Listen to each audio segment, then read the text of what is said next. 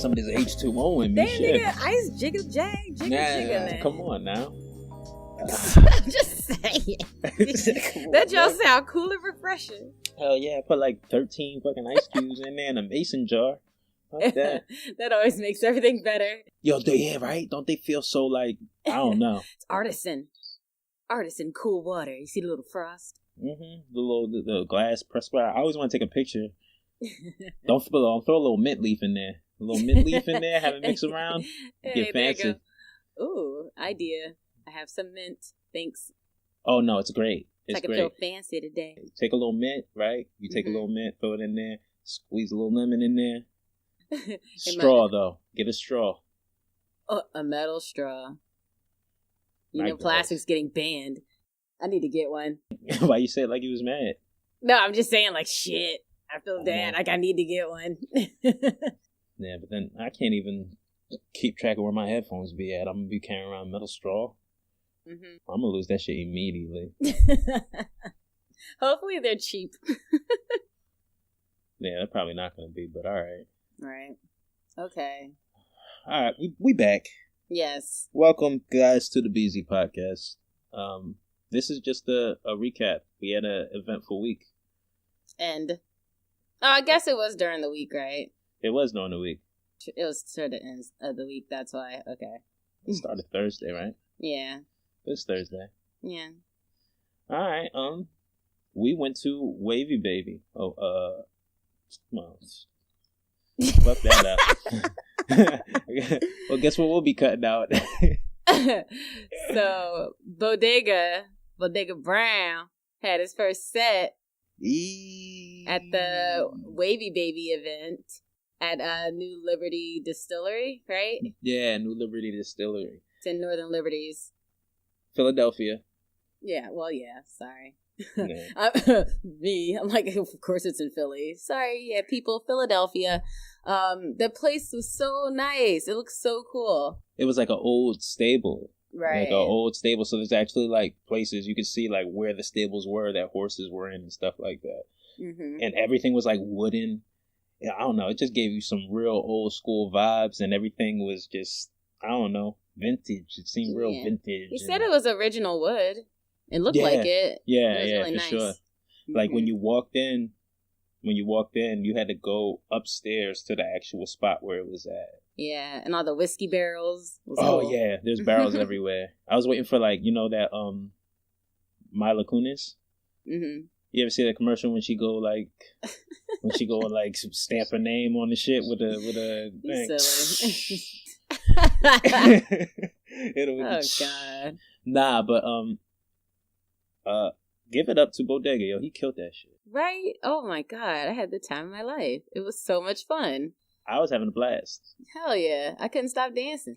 I was like, I know people are like, what this bitch on, yo? I was being so extra. I had my Chinese fan because, I mean, I get hot and I can't let this beat sweat off. So, you know, I had the fan and I'm just dancing and waving like, I ain't care. They should have got up and started dancing too, man. I mean, some people did. Some people did. A little bit, a little two-step real quick. But, you know.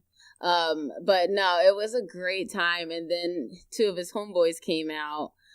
I don't know both of their names off the top. I just have their ads from Instagram. Well, I know Noel. Noel was playing the trombone. Yeah, trombone. And his ad is Black Power Fist. And then his friend that was on the trumpet, it's at RMAHNA. I don't know if that's supposed to be pronounced as a name. I'm sorry. Yeah. I did not mean to butcher your name, but that's his ad as well. And they, he invited them out and they were doing a set as well, but they also just joined in and kind of did like a freestyle jam session with Bodega. It was so cool. Yeah, I loved mashup. it. The mashup was nuts, man. Yes, it was really good. But, it was amazing.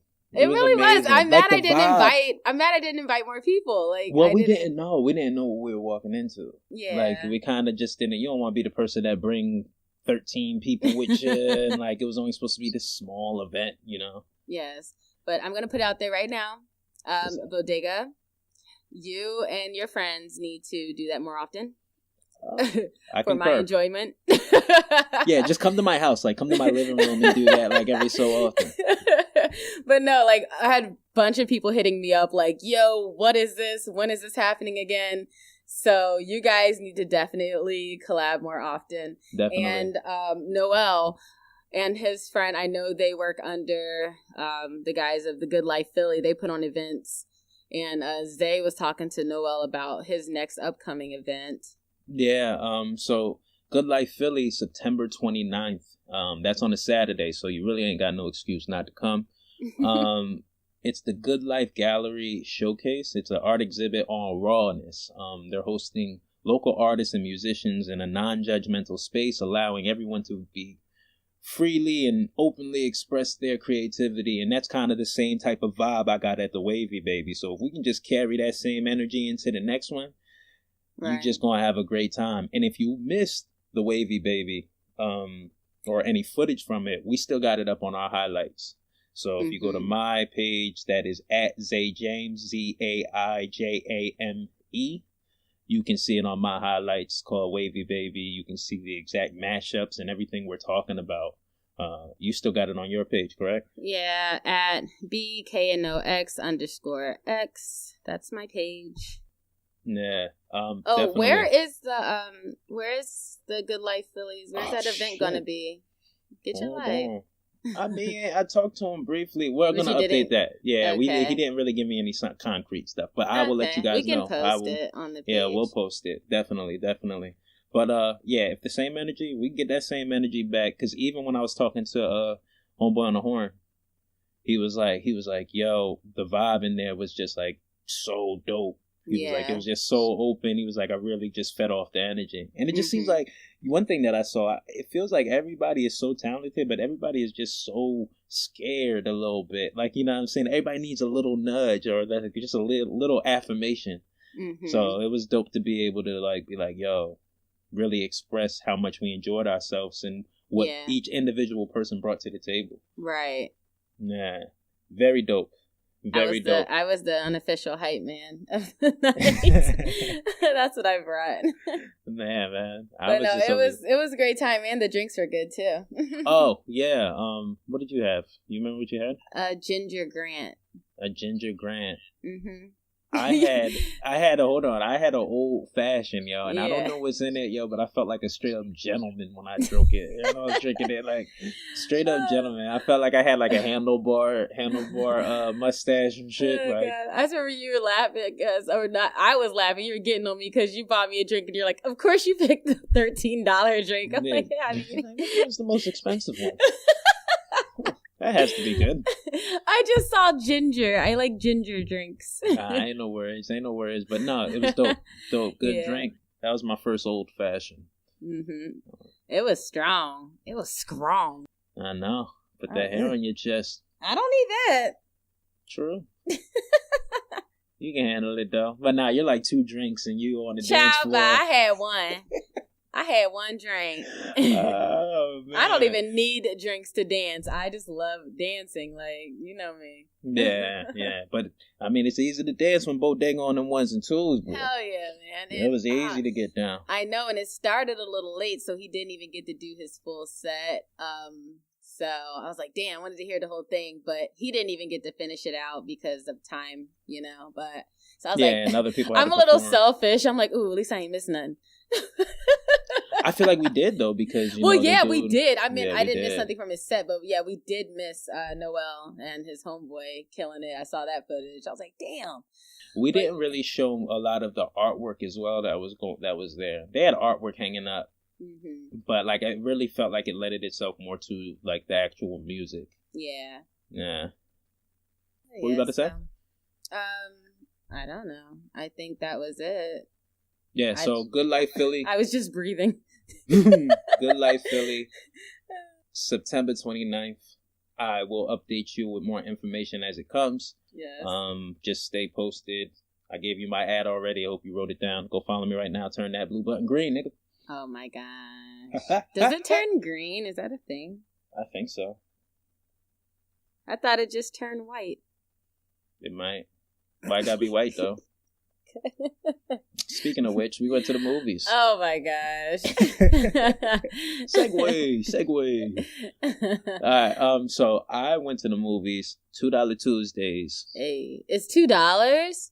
Oh no, I'm fucking lying. It's $5. Oh, I'm like, what? $5. But $5 is awesome too. Yeah. But I said, yo, $2? $5 Tuesdays at AMC. So I went with Jazz and we saw the movie Blindspotting. Mm-hmm. And I don't know if you guys know about Blindspotting, but I didn't even hear about it. Yeah, I didn't really know much about it. I saw like a preview. The preview I saw was pretty funny, but it didn't make me like want to see the movie. But then when Jazz was like, let's go to the movies, and she kind of just threw it out there, I was like, I don't care. It's $5. $5. What you got to lose? Yeah. So we went, and it's a really good movie. Yeah. Like, unexpectedly, to go in there unassuming anything, like, it was a really dope movie, and like, it really chronicled like a dude on the last couple days of his probation, and like, anything that can go wrong went wrong. Pretty much, right? Yeah. I mean, I also saw it. I saw it yesterday, Saturday. Mm-hmm. I rushed over after a meeting, and luckily I made it on time. It's not really showing at many theaters. I don't know about you guys, but around me it's not. I had to go up to Upper Darby. Mm-hmm.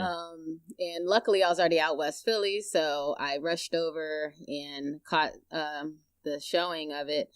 But I really enjoyed it as well. I was pretty emotional by the end of the movie. I was like trying not to cry a few times towards the end.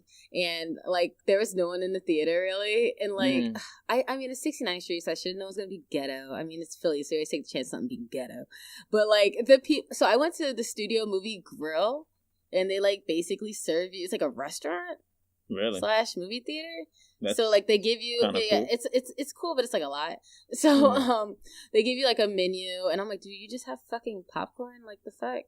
So so they give you like a menu, and you push the little button for table service. And I've heard some bad things about it, but I think because I went in like late afternoon, it was like the service was fast. I just got popcorn, but they had like ribs. They had fucking fajitas. Yeah. Like, they had ribs with baked beans and coleslaw and shit. Like, it was like, yeah, like, damn, I'm smacking and licking up in the theater, like. But anyway, I picked the seat all the way in the back. It was literally like 5 or 6 of us in the theater, you know, and I was by myself. So I'm in the back. I could tell it was like a manager or somebody else kept sitting in right behind, like the row behind me, watching the movie. And then it was like one of the servers was sitting in there, so they all behind me, like, oh shit.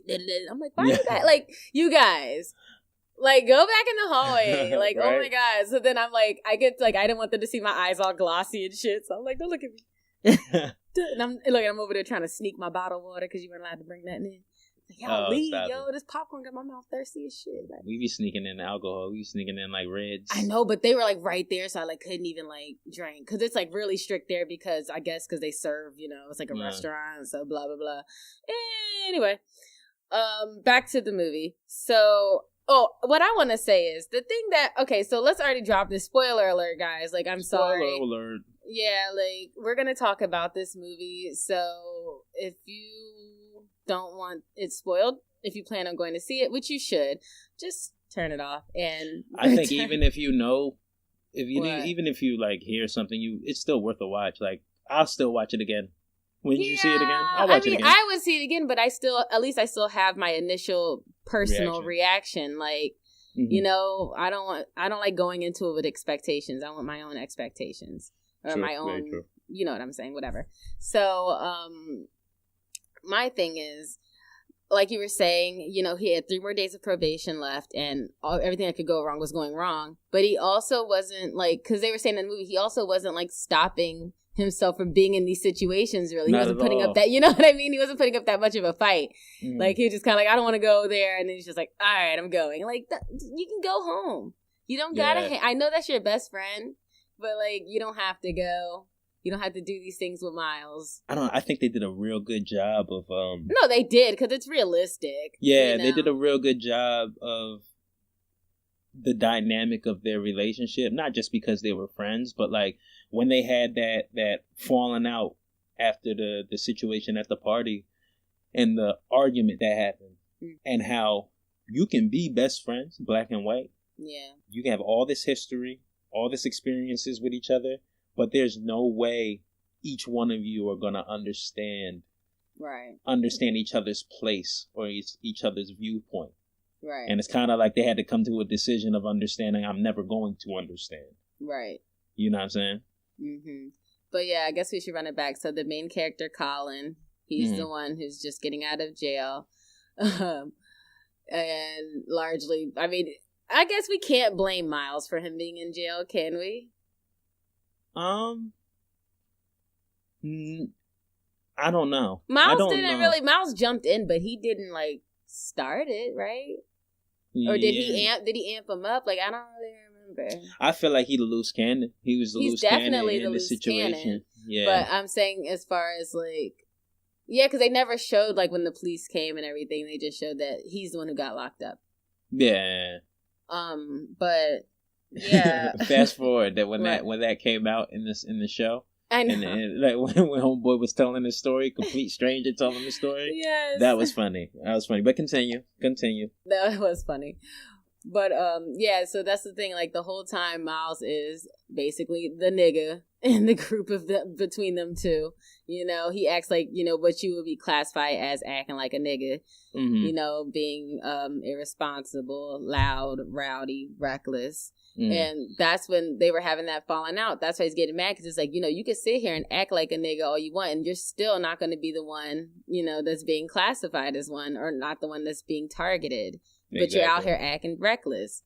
And I felt like that falling out that they had showed that he almost had to overcompensate. Mm-hmm. He felt the need to overcompensate to show how tough he was or how gangsty he was, because he felt that when people looked at him, he was just some white boy. Right, especially considering the gentrification happening in Oakland. Which was like a running theme, like with the running theme the whole movie. And it got kind of annoying for me, because it's just like, all right, not annoying, but it was just like it kept doing it, and it was just like, all right, I get it, got it. Mm-hmm. Oh, again, got it. Yep. It didn't bother me. I get it. It didn't bother me that much. I think the way they did it was okay. Mm-hmm. But I'm trying to think what else. Oh, and then like, so his Colin's ex-girlfriend, what was she, like Indian? She was annoying to me a little bit. But what was her race? Was she like Indian? I would say so, or Spanish. Like, I have no idea. Nah, she wasn't Spanish. She was definitely like Indian or Middle Eastern. But, you know, when she was braiding his hair and she was saying to him, you know, you should cut your hair. So basically he was like, oh, what? So I don't look like, you know, like basically, what did he say? I don't remember exactly what he said. It's more fresh on your mind than it is me. But it was something to the extent of, like, she was like, you know, now only if you would just cut this hair. And then he was like, oh, what? So I don't look like, you know, a target, basically. Yeah, and she was like, oh, no, I didn't mean that. And it's like, well, yes, you did. You know, you're basically telling me that I need to look a certain way so that I'm not, you know, targeted by the police, or I don't look like a criminal. It's because my hair is long. Yeah. And he was so attached to his hair. Like, it was almost like he didn't want to cut his hair just out of defiance. And I'm not saying he should have cut his hair, but I think the movie did a good job in explaining the way in which people lead with their perception of other people, or the stereotypes, and how we bend and either mold to those stereotypes or outright, like, deny them. You get what I'm saying? Like, so he acknowledged that people see him with long hair and that he looks like he's a quote unquote gangster up to no good. Mm-hmm. But he also, that was the reason why he chose to keep his hair long. You know? What about that one scene? Like, you know, I did get on my phone for a moment, so I got a little distracted. Oh, you're what one about of those that? People. Yeah. What about that one scene when they're movers in the movie, so that's their job.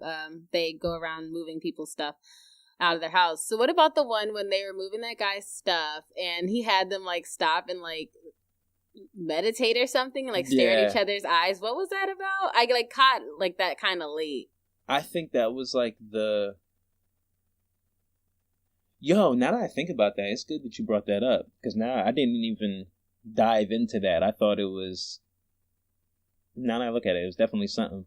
You know, I think he was trying to get them to look at each other, like, and like really, because that came before their falling out.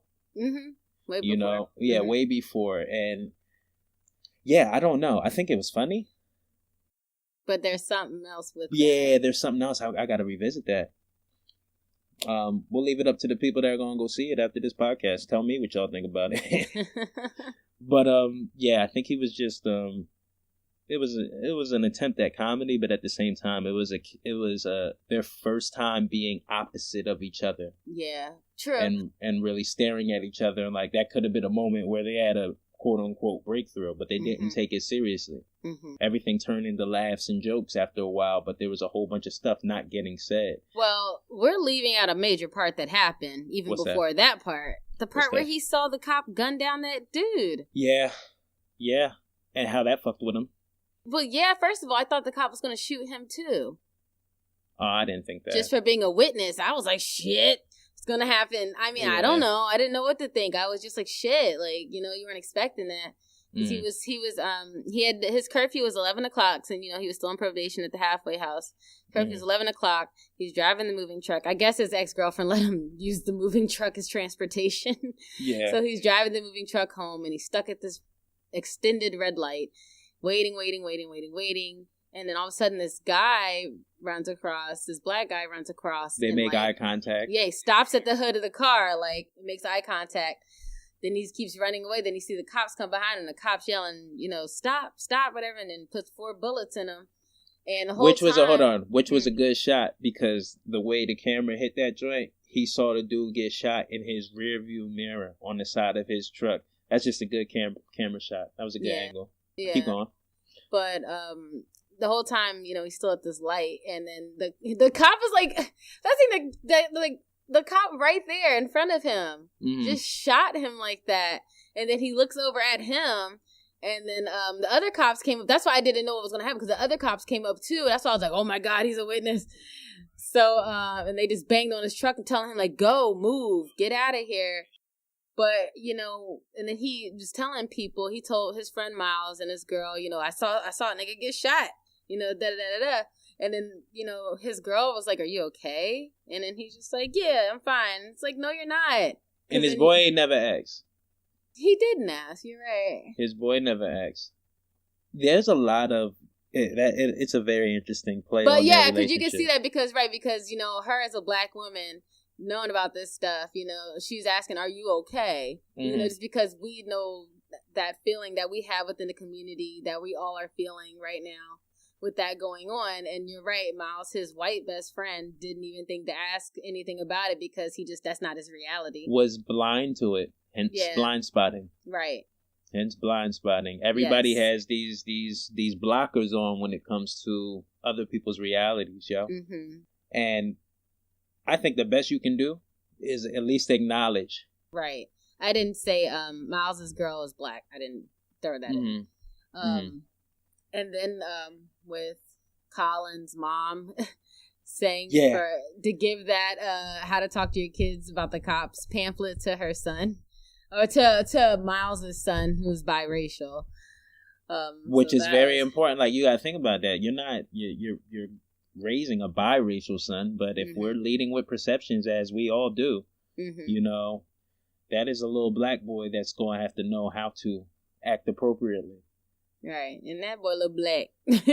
Right, he look biracial, but he look black. Did you peep how Miles, the white father, was always telling his son to be a tough guy.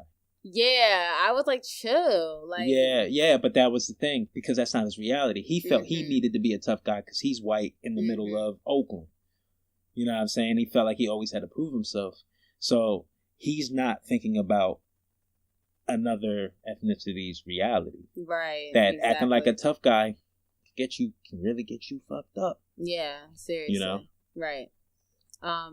So then back to after Colin witnessed that, and I'm just surprised. Like, I thought something else was going to come with that. Like, they were going to call him in or something, trace him back to the moving company. Well, he was kind of like, because I guess you would think to come forward, but he was like, man, I'm a felon. I'm a felon on probation. No, definitely. I just meant Yeah. I thought the cops would have called would. him in. Yeah, but maybe that's just a plot loophole. Anyway, but then he started having the nightmares. Wasn't he already having nightmares before that, or did the nightmares? I don't start think after so. that? I think they started there. Okay. I think they started after that. Because I thought, was that initial scene with him in the courtroom? Was that a real one? That wasn't a nightmare. The initial scene with him in the courtroom, like what they like kind of opened the movie up with. Mm-hmm. That wasn't a nightmare. Oh, okay. That was literally him getting put on probation. Okay. Then they fast forward to 3 days left. Okay. That scene with homeboy, that Uber driver, bro, that Lyft driver, he was hilarious, bro. Fucking hydraulics. Yo, what was that? What was that? A caddy? Yeah. What kind of car is that? This joint was sitting on what, 40s? Like, what are you doing? I have no idea. I'm horrible with that stuff. Like, the rims were huge. Like, it was humongous. And he's like, I'm an Uber driver too. Like, stop playing. Said, this shit an Uber?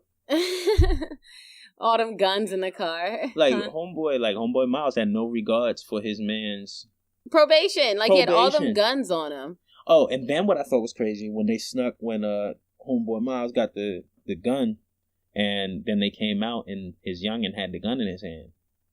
Like, you literally got into an argument with your man because he wouldn't take the rap for you with your wife. Yeah, after he just took your rap. Yeah. The bigger thing, like, you're literally not acknowledging that you probably shouldn't have a gun in the house. Or that your kid almost died. Very like, true. Literally, my heart stopped. Everybody in the theater, we were all like...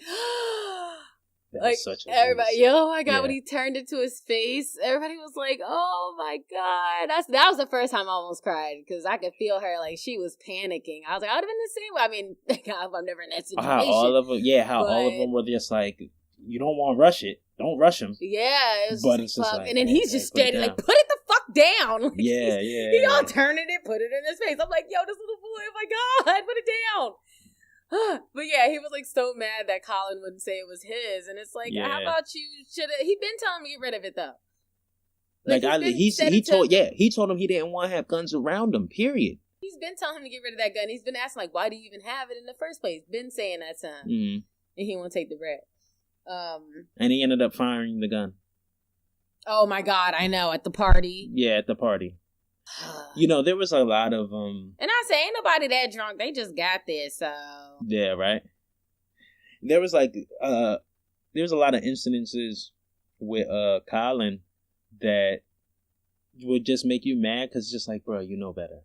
Like, bro, like, come on, take control of the situation. Take control of yourself. Like, bro, like... I mean, that's what his ex was saying, too, though. Like, you never take control. You always just let things happen around you and blame it on something else. Yeah, no accountability. Because that was getting annoying. Yeah, a little bit. That was getting annoying. Yeah, it was a little bit.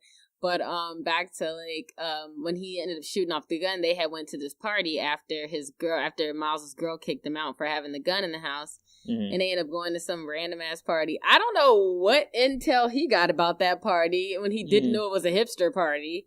Like, you know what I mean? Like, what were you looking at? And he was so angry about hipster life, yo. Yeah, and it's like, and you go right to a hipster party. But that was pretty. It was funny for a little while until it turned very quickly. But like the guy wouldn't let them, because you know it being all like, because there's only like 3 black people there, I guess.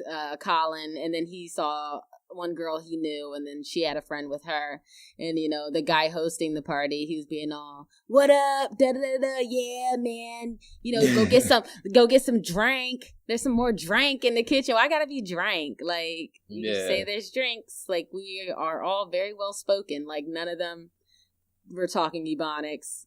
And they were all talking proper English. I mean, the running theme through the movie is he just couldn't stand that hipster. Miles. Oh yeah. He was the one that was pointing out. Yo, I was saying the host. You know what's interesting? I know. You know what's interesting? Miles was the one pointing out the gentrification more than anybody in that movie. Yeah. He was more bothered by it, and I think that might have just been his but amplified reaction, trying to be down or trying to that makes sense, because remember, like, I don't know if they Oh, no, because it happened at the party. Because remember, Collins, his homegirl, the guy with her, his homegirl, he thought that Miles was... He thought Miles was one of the hipsters. And so I guess that's why he's pointing it out so much, because he's the one who's going to be confused or mistaken. Well, he's blind to his own. He's blind to his own. Right.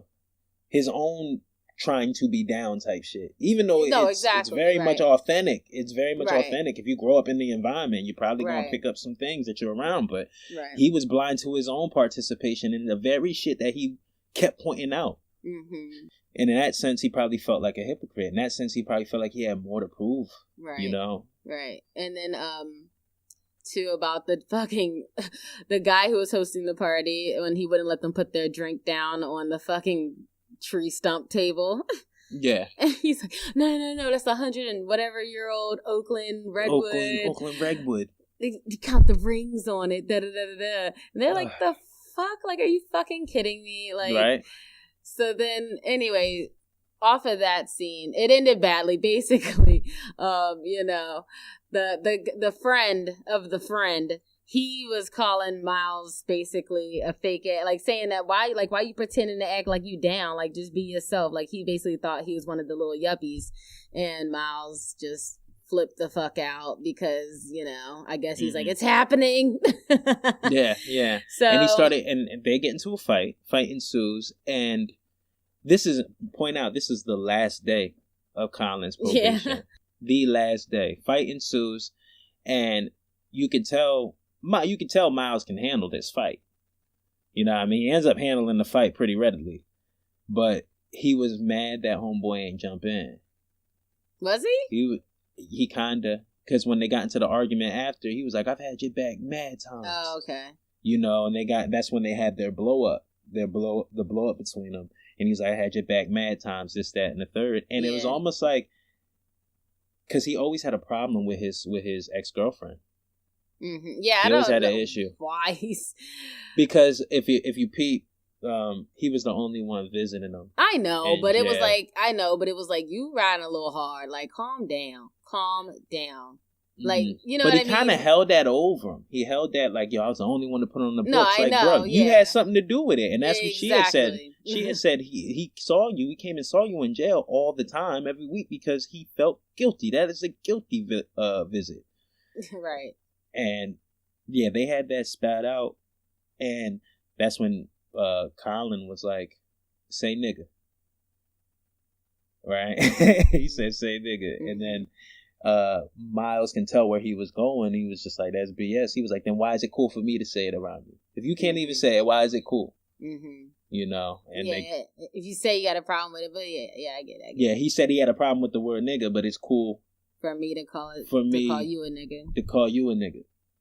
Because that is your right of acceptance. Mm-hmm. You feel like you belong if I'm able to call you nigga. Right. I was like, yo, dog, if you'll toss that motherfucking gun. Oh my God, yo. First of all, why do you even... I knew he took the gun away from him, but why do you even still have it? Oh God. Yeah, that is annoying part. That's a very annoying part. Those are one of the parts that was annoying to me. Because it's just like, bro, take control of your situation. Right. Man. Like, I was reading some reviews on... I looked at Rotten Tomatoes, and they were just like the professional critics. I wanted to see regular people. Mm-hmm. So I went on Reddit, and they had a nice thread on there. And somebody was saying that, you know, Colin, maybe he was just so worked up from the fight, he just wasn't even thinking that he had the gun on him. I know I said maybe, but I don't know. Of course, I mean, you're a convicted that's the felon. reason. Like, that's the reason. But, yo, you have a lot of things you're juggling, bro. You know that is your last day. You know your homeboy just shot a gun. Yeah. And now you're walking down. You didn't even take the alley. You look like he's on Main Street. Really, though. That's why I was like, at least empty out the bullets and give it back to him. Toss it. I don't know. But, like, come on, yo. Yeah, but that part, the cops was rolling down, bust that U-turn, shine the light on him. I guess he was looking for somebody. They probably heard gunshots. Yeah, but no, I think they were looking for someone because they shined a light on him and they realized that wasn't the person they were looking for. It was a white dude.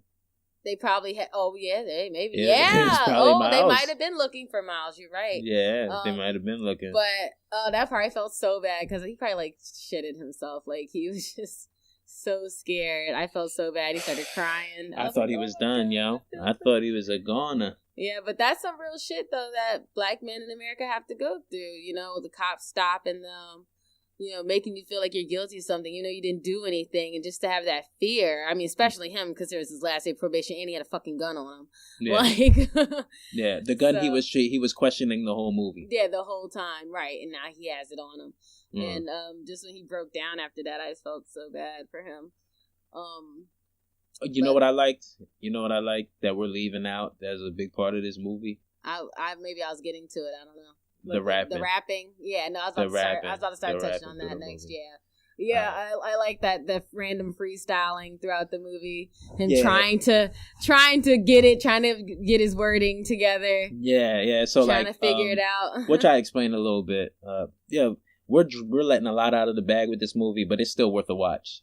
Let me just throw that out there. But throughout the entire movie, they would just kind of freestyle back and forth. And I identify with this because me and my friends used to do this growing up, where like you would just say a bar or whatever, and then the next person would come with the next bar, and you might just be going through your day. Like we might be just doing it at work, just like they were. So the theme throughout the movie was just them rapping and trying to make stuff work. Miles threw in a few here and there, but it was mainly Colin trying to just like sort it out in his head. Yo, I like Miles' character though, because the way they made it that he could sell, like how good with words that he part, was. I'm mad I didn't pull my phone out to record that part when he was selling that boat. Yeah. Oh my god, that part was the best. It was so perfect. It was so definitely perfect. A highlight. That the was salon hilarious. part, the one in the salon was funny. With, Tisha Campbell. Yeah, that was a good cameo. That cracked me up. She said, "Who let this white boy up in my salon?" Right. But she gonna clack that little flat iron. Yeah, clack. Yeah, but no, that was funny. Like he was able to sell anything. But the rapping throughout the joint made it fun. Like made it fun. But it also heightened it at the end. Oh my god. He busted out just fucking freestyling crazy out of nowhere because crazy. Don't even. Let's not give the end. We gave a lot of the movie. Can't give the end. Okay. We'll put it like this. Okay. The end is the best part of the movie. Yeah. And let's not give that up. Not give that up. Okay. We'll talk about it after. All right, I'll give you this much. No, bars, none of it. No, just bars. Straight bars come at the end. Straight bars come out. I'm not going to tell you in which of how they come about, but there is a performance at the end of that movie that needs to be nominated for something. You know what I mean? You want to give it up? You count the rings of the fucking redwood. Did you count his rings? I can't. I want to get the monologue. I want to get I want to get the monologue. I want to read it because even when I'm listening, like when it's happening in real time, I was like, all right, I didn't catch those two bars because I'm still reacting to the last bar, the bar I just heard. Yeah. But I know he just said some shit that I missed. You know, and it was long. It was insightful. The wordplay on it. I'm a fan of lyricism. The wordplay on it was crazy. The content was crazy. Everything was spot on. Like he kind of just explained the entire anything they were looking for. Anything they were looking to get across with that movie happens in the last 10 minutes. Yeah. Nah. Go see that. Go see that. Definitely go see Blindspotting. Blindspotting. But it also is a really fun movie at the same time. Like, you know what I mean? It's like a real quick day-to-day, kind of like a Friday vibe. Like, yeah. You know what I mean? It's like one of those movies that you could watch over and over again. But it's definitely way deeper than Friday. You know what's funny? And like when I've been telling people about it this past week, they keep asking who's in it. I'm like, I don't know. Yeah, they're new. But they did a great job. They did awesome. I feel like the white guy. I feel like Miles who played the white guy. I feel like I've seen him before, but I don't know. You know what? He took me... Somebody said he looks like G-Eazy. But he took me a second to really get, like, comfortable with his character because he reminds me too much of Tommy off of Power. Like, I feel like he watched... I don't watch Power. I know you don't watch Power, but, like, I feel like he watches Power. And it seemed like, you know, it was a little too much of his influence. But after a while... you know, or that might just be my own, you know, bias just because I watched that show. But he had a grill on. That kind of pisses you off. Somebody who just walks around with a grill the whole time. They said that rusty ass grill in your mouth. Right. He kept taking it out, putting it back in. Yeah. Every time I finish a job, gonna put it back in. That was dope. That it's funny after that fight that they had. Like, he didn't even feel comfortable wearing that shit. You saw him take it out in the truck. I'm trying to think. I don't know. That might be it. Go see Blindspotting. Yeah, Go see I don't know if I Blindspotting. need to. I might accidentally say something. yeah. We don't want to. We gave up a lot, but we didn't at the same time. Yeah. We didn't. There's a lot of like little nuances you'll come across, and you'll be able to make your own assumptions or make your own whatever that word is. I don't even know what I'm talking about. Whatever that word is, man. I'm fumbling. Listen, I'm gonna let y'all know right now, we hot, okay? We cannot record with no air on, no fans. Like, this is all for y'all. We try and make sure the quality is good. Like, our brains are foggy. I love summer, but summer ain't for recording, man. Summer been muggy. Summer been nothing but rain. Yeah, I don't know about Jersey, but this punk ass weather over in Philly, it's been raining at night. And then we just have the humidity all day. Like, the fuck? Like, can we get the rain during the day at least? Cool it down a little bit? Yeah, we just get the after effect. Oh, I got something. What? Your homegirl. Who? The number one fan of this podcast, yo. We got to shout her out. Yeah, we got to shout her out, yo. That is one of my childhood besties. Hey, girl, what's up? Thank you so much for listening and providing consistent feedback. I appreciate you so, Miss Shayla. Love you, girl. Yeah, I appreciate you. I never met you. I just started following you on IG, but Britt screenshots the communication you guys have and the feedback you give is A1 feedback, and we definitely been listening. And we're actually going to talk a little bit about one of the things you wanted us to speak on. Oh yeah, I guess that definitely ties into Blindspotting too. Definitely. So we've all seen this recently, the uptick in being black on a random day. That used to be a joke. It used to be a joke like, oh, what did you get arrested for? Being black on a Tuesday? Everybody laugh. Right. It's actually happening, yo. Right. It's happening. We're seeing it at the pool. We're seeing kids trying to sell water. And it seems like every other day you're finding something. Yeah. Yeah. Depressing. Sorry, I just got sad. Nah, I mean, let's not make it sad, but like, this is important to talk about because I don't blame the individual who's doing it. You know, the white person who's calling the cops. I really think they are a symptom to the bigger problem. What? The bigger problem is they see. I mean, I guess I do blame the people. Let me not go that far. You see my I'm face. sorry. Yeah, you was ready to go. Come on. I don't have notes for this. We usually got notes. I'm sorting this out as we go. Okay. But the bigger problem is they see. The running narrative is the cops get called. Someone black gets in trouble, or worst case scenario, gets killed. Well, at this point, they're using it as a weapon. Yeah, they're weaponizing the police call. Instead of them hurting us, literally, taking matters in their own hands, they're like, all right, well, I'm just call the cops. They can do it for me. And it's also like, they if you talk to these people individually, they'll probably be like, oh, well, if you're not breaking the law, it's no problem. Or you know what I'm saying? You'll get these very generic responses or whatever. But if your first go-to for something that's just arbitrary is to call the police, you're literally dangling that in front of us because you know our reaction to it. You know that there is a fear that comes with that. Right. So it's a power move. Right. It's I'm going to call the cops. Right. You want to stay here? Mm-hmm. Yo, bottom line, I had it happen. At the basketball court maybe like 2 weeks ago. Yeah. What happened? Well, the cops didn't come, but there was a group of white kids. I was on their team, and one of the kids that was playing against this black dude, and they got into a physical kind of shoving match. I think the white dude plays a little dirty, and he also pops shit though because this is not the first altercation. From what I hear, they get into altercations all the time. So what ended up happening, it boiled over, and now you playing a basketball game. So it gets physical sometimes. So it boiled over, and the black dude responded, and he put him in like a headlock or whatever. Didn't throw no hands. Mm-hmm. So the whole time, this happened for like throughout a couple games. And I got to a point where I was talking to the dude on my team. I don't know none of these cats like that. I'm talking to the white dude on my team. I'm like, yo, you are feeding into this though. Like you're throwing flame because he wouldn't stop talking. They keep going back and forth, and they keep like, so you can't act impartial.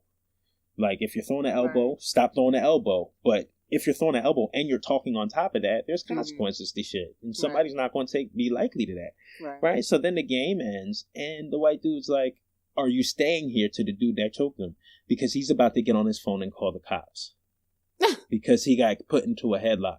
Mm-hmm. And I'm like, I turned to his brother. Now, his brother can ball. I'm cool with his brother a little bit because we played against each other in the tournament. I was like, is your brother serious right now? I thought he might have been joking. His brother was like, yo, I don't even know.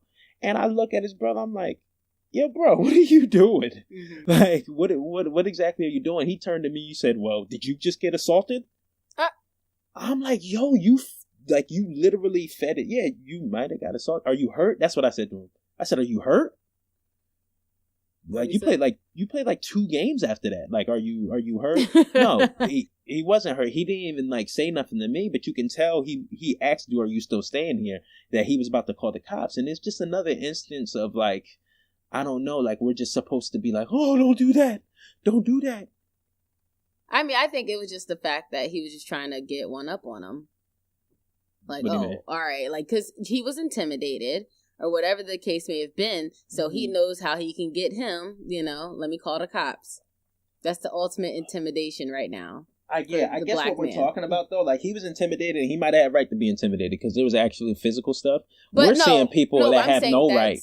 That's him trying to just get the last jab, He knows that he ain't going to be able to fight him or nothing, you know what I'm saying? Yeah. He still was just salty about it, so I'm going to call the cops on you. Like you said, like it's just like that's their weapon. Let me call the cops. Let me call the cops because we flip it around. Would homeboy been able to call the cops? Please, no. It's another instance of blind spotting because I bet you if you talk to some of these people that are calling the cops, they wouldn't even acknowledge that there was a discrepancy between the way cops treat black people and cops treat white people. But at the same time, if that's the quickest thing, if you get the quickest reaction or you can get your way, if I threaten you with dialing 911, you're using it to your advantage when you can. You're being advantageous about it, Right. It's scary. Right. But no, what my friend was writing to me about was just like basically us speaking on how to protect your peace and your mental state of mind right now in this climate that we're living in. What do you think? I mean, honestly, it's like it's more of the same that's already happened. You know what I'm saying? So really, and it's hard to really even say because we all don't live in the same places. There's some of us that live solely around nothing but white people. And I can imagine that's way more stressful than, say, me living in Philadelphia surrounded by black people. You know what I mean? So, like, it's hard for me to really say how to not let it affect you. I mean, really, I mean, as messed up as it sounds, I try not to watch too much. Well, that's what I was about to say. Do you think it's a matter of like a uptick of just being shown these things? Yeah. And yeah, definitely. And it's like, I feel bad for not knowing about a situation going on. You know what I mean? Because it's like, you want to be in the loop. But at the same time, if you just keep on, because I follow this one page on Instagram and that's all he posts. And sometimes I have to just skip by. I can't even watch it because I know it's just going to, get me worked up. Yeah. And I feel bad because, you know what I mean? It's like, I want this person's story. I want to know it. But at the same time, it's going to stress me out. Yeah, I think there's definitely just an influx of the information we're receiving and we gravitate towards the bad stuff. Like you're not going to see a heartfelt piece all the time on the news. You're usually going to see the most horrifying piece. Well, more yeah, times than not. But I'm saying too is the fact that there's just so many of these stories every day coming out where these people are being followed, you know, racial slurs thrown at them, they're being killed, they're being harassed, they're being hurt, you know. And how much do you think, like, do you think it's an influx of those actions, or do you think it is actions that go on anyway, but now we just have the technology to spread it out? I think it's both. You think it's both? I think it's a combination. Both. I don't think it needs to be either one or the other. But I think it's a combination. Yeah, I think but I think too that we need to start speaking to our elders, because this is the same shit that they went through. Very true. Back in the 50s and 60s, and we need to see how they dealt with it, because, you know, I feel like they had it even worse than us. And just see how they were able to just go throughout their day to day. But also, too, I think, I don't want to say that they were more passive back then and were a little bit more loud and rowdy and rebellious. I don't think so. That's what I'm saying. I don't want to. Yeah, I'm saying I don't want to say that. But I know also our culture is definitely different now. So I don't know. I guess we just need to start speaking with the older generation and seeing, you know, how they used to deal with things. Because I don't really have an answer on how to. You know what I think? I think the older generation remembers of time where we weren't fighting as much for. I don't know. I feel like there's a difference. There was some of the older generation that really didn't care for being incorporated or accepted. And they did a lot of things. Like, they were more united together. Like, all right, we black, you black, we together. I feel like we have a lot more sex now. We have a lot more different, like, just within the culture. Mm-hmm. You get what I'm saying? Like, I feel like there was a more unity type thing. Yeah, there was more unity within the black community of how to deal with these things. And that's strength. That's strength at the end of the day. I think what I was saying, when I didn't mean as impassive, but what I meant to say was like, like, basically, you know, they still had segregation going on, and they had these types of rules that they had to follow, like, oh, you're not allowed to go in there and this and that, and you know what I'm saying, like, you couldn't use this bathroom, you could only go to this place at this certain hours. So, like, we don't have that type of stuff going on right now. So it's like, I feel like it's different. Like, we don't necessarily have to follow these types of rules. So I don't know if it's the same type of mindset. But, I mean, there's still a hell of a lot of similarities. There's a viewpoint that desegregation was probably worse for the black community. Oh, yeah. I've definitely heard about that. You know? Yeah. I saw a post, and I don't know, you might have sent it to me. It was like, we had our own movie theaters, we had everything going on, and then Martin Luther King had to mess it up. No, I didn't send you that. We had our own shit. Right, we had our own shit. But, like, I think somewhere along the point, the fight for equality kind of get blurred, because you'll have black folks that just think everything is equal and don't even acknowledge that there is discrepancies, or, you know, and then you'll have black folks that go polar opposite, that there's no accountability on their personal selves, you know, and everything is blamed on supremacy. Right. But back to what she was asking us, how to protect your peace and just your mental health during these times. I don't know. You know, I feel like we're all kind of a little traumatized right now. Me personally, like I was saying, I just try not to get too engulfed into watching or keeping up with all of the reports of racism and abuse. And just try to focus on my day to day and just, you know, what I need to do to just better myself, and not try to really not think that that's what, because honestly, I mean, there's plenty of love out here in the world, and just not assume that people are thinking of being discriminatory or anything like that when I'm around certain people. I mean, if they want to think that way, that's fine, but I just don't assume that when I'm around other races. But like I said before, you know, my viewpoint is very, very different from other people. I live in a predominantly Black neighborhood. Where I work, there's plenty of Black people. If I'm on public transportation, it's full of Black people. Philly's a very Black city. Yeah, Philly so that's Black. why, that's what I'm saying. So that's why I'm like, it's really hard for me to truly give any type of advice about this, because I think I can take that's a not shot. my, I can take a that's stab not my at experience. it. We actually went to a farmer's market, yo, and there's an old white lady gave me the craziest look when I pulled in. It was just like, you're not supposed to be here. And I think if you're in those situations, you kind of just got to be unbothered. You got to be unapologetically fine within those incidences. You know what I mean? Give them a look right back. You know, I feel like if you act uncomfortable in certain situations, they won. That person won. But to answer her question, how do you protect your peace? I think you protect your peace by doing just that. Like, I think a lot of times we give way too much energy to other people. We let other things or events dictate our moods too much. And I understand things can affect you, but like, you have to actively, it's not something that you cultivate once and it stays there forever. You have to actively protect your energy. You have to acknowledge when your energy is under attack or your mind state is under attack and get out of that situation. So whether that's scrolling through your timeline, hey, watch who you follow. Mm-hmm. Can't be looking at these things all the time. You know what I'm saying? You can't be scrolling down. You can't be trying to actively find these things too. Mm-hmm. I feel like a lot of times we go and seek out the things that trigger us. Mm-hmm.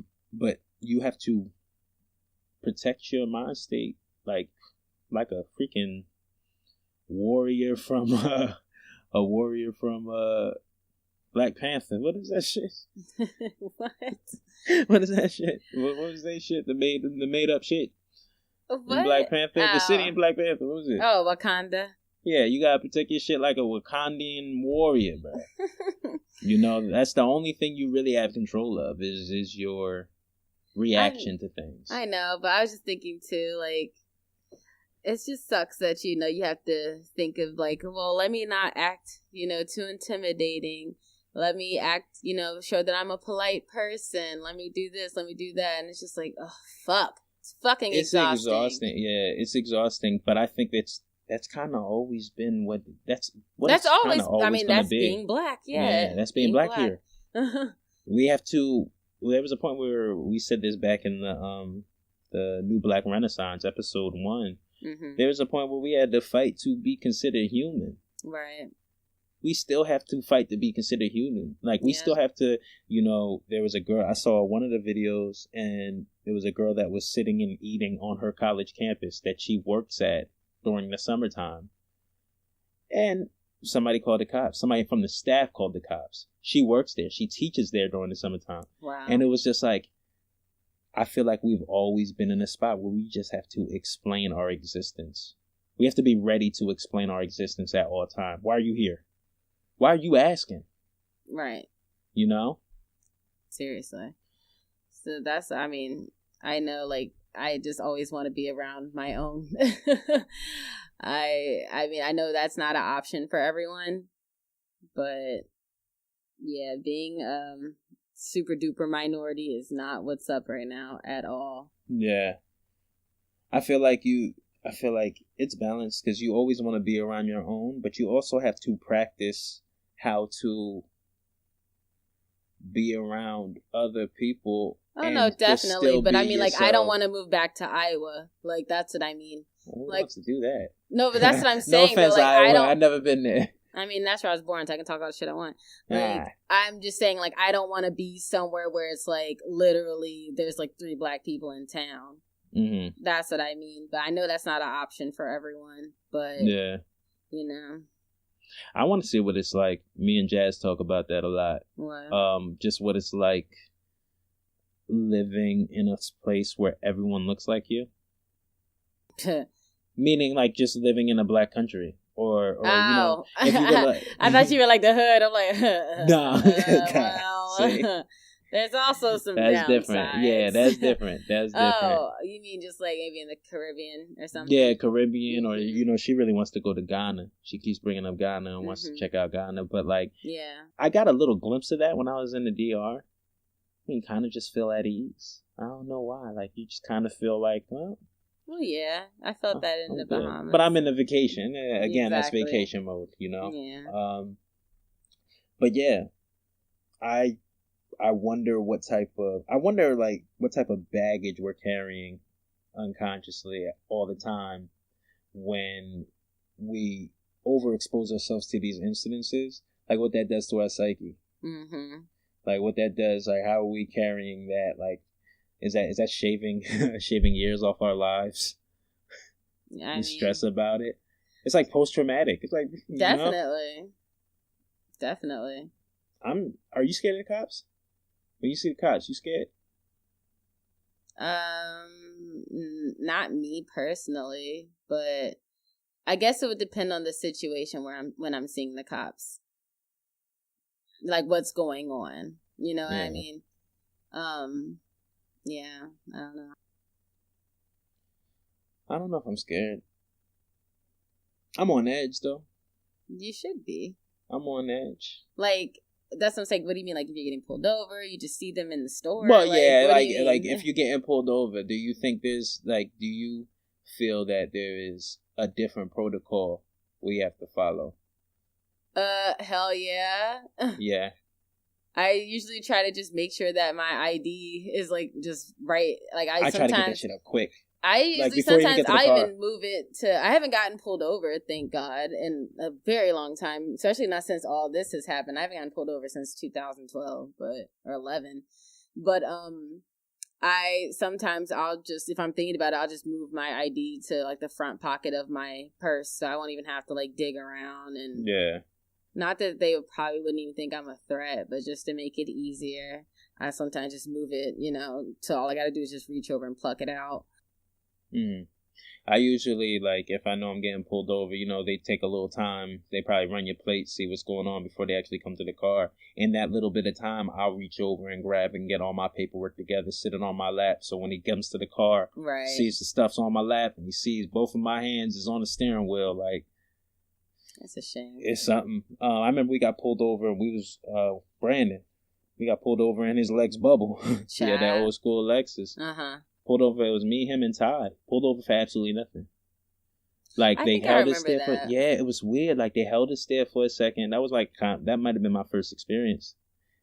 Held us there for a second. A cop comes around to my side of the car. I wasn't even driving, and he has his hand on the gun. And this was right after, I think, somebody killed the cop. Like, arbitrarily killed the cop. Yeah. And this had to have been 2008, 9? Was it 7? Might have been 7. Something like that. And, like, it was on the heels of that incident. And he comes over to the car. Now, I've never been in a passenger seat where they asked for my ID. They asked for yours, too? Yeah. They asked for my ID, they asked for Brandon ID, and they asked for the dude in the back seat. Well, Ty was in the back seat. And gave him the ID. Never told us why we was... Never said initially. Didn't leave with why we was getting pulled over. They checked the ID, no problems, obviously, because was none of us doing nothing. Right. Gave us our IDs back. He said, come to a complete stop when you come to a stop sign. And then they just left. What? You know what I'm saying? But, like, he really came up to the side of the car with his hand on his gun, like, ready to pull out if anything was going to happen, It's 2 black officers. By the way. Yeah. Boarding. I'm actually friends with a black police officer. I'm really cool with a black police officer here. I want to talk to one. I want to talk, like, how's it feel? Like, Officer I don't know. Scott. Officer Scott. We need to talk to Officer Scott. He comes to our school. He's really nice. Yeah. Cool as shit. Let's talk to Officer Scott one day. Right. I want to know what it's like to be black as a police with like the current climate of everything that's going on. All right. Sorry, Michela. I'm sorry, girl. Yeah. We don't got all the answers. We just got bummed out. I know. It's rough. But we all just gotta hanging there together and make sure we're all showing love to each other and try to lift each other up, because that's all we really can do right now. Yeah, for sure. I don't know. I feel like just lead with love. That's kind of like what it boils down to. Everything. Lead with love, even if you know you're being disrespected, or not disrespected, but even if you know the situation. There's a judging eye on you. Yeah, there's a you feel like judging you eye gotta on you. prove yourself, which is so whack. I know, but I wouldn't say you have to prove yourself, but conduct yourself. No, but I'm saying, yourself. But in the essence, it's like you're proving yourself. You know what I mean? I don't mean it literally, but it's always like we're always having to prove ourselves, which is fucking annoying. Like, why can't you just trust off the jump that I'm a good person? We go from there. Why do you gotta assume? Think about the narrative that gets selected, though. The narrative that's usually portrayed is a negative one. I mean, I know, but I'm saying like us going into any situation is never like thought of like the good thought. You always start from the bottom up. Mm-hmm. You know, that sucks. But I'm ready to be off of this now. Yeah, I think hopefully we revisit it and have more answers later on at some point in the future. But as of right now, man, just everybody be careful. Yeah. Everybody be careful. Everybody make sure your shit is tight. Right. Don't be lacking anywhere. And people are getting the police call for them for being in the pool. I mean, we're done. I'm done. I'm done. Fucking done. Some bullshit. Yep, it's Britt off, yo. Cause fucking, I'm done. I don't talk about it anymore. All right, let's end on a positive note. You have some news. I wasn't trying to make it no news. You just... Oh, we don't have to make it news. You got some news. I have an art dealer in Philly that I found. Well, I didn't find. He found me. Well, we've known each other for a while, but I'm a bullshitter. Anyway, we met up and he collects all types of art, and he told me to create and he will collect. So it's giving us some inspiration to want to create. So it's pretty awesome. Definitely. So we will keep you guys updated with anything that turns out from that. But it's very exciting news. I'm happy for Britt making connections. I sound so nonchalant about She's it, but drained. I'm excited. I'm just drained after talking about that. She's drained. I'm hot. And she's very hot. Done. We're suffering for y'all. You know, just she's in there. She's in there. She don't got no AC on. She had to cut her AC off in order to record. She's sweating. She looks really hot. She looks miserable. I look pretty. Yeah, I look pretty sad right now. Yeah, but it's all for you guys. It's all for the audience. Yes, love y'all. Yes. We love her. What's your homegirl's name? Michelle. We love the Michelas of the world. We love the Michelas of the world that support us. But on another note, we love the feedback. So if you guys have any ideas, you guys have anything you would like us to talk about, get our viewpoint on, please don't hesitate to send it in. Yeah, definitely. All right. I think that's it for this episode. You can turn on your AC now, Britt. Chat. I need to take another shower now. Right? Sticky. All right, y'all. All right. Peace and love. Later. Have a good week or a good day whenever you're listening to this. Namaste. Woosah. We out. Peace.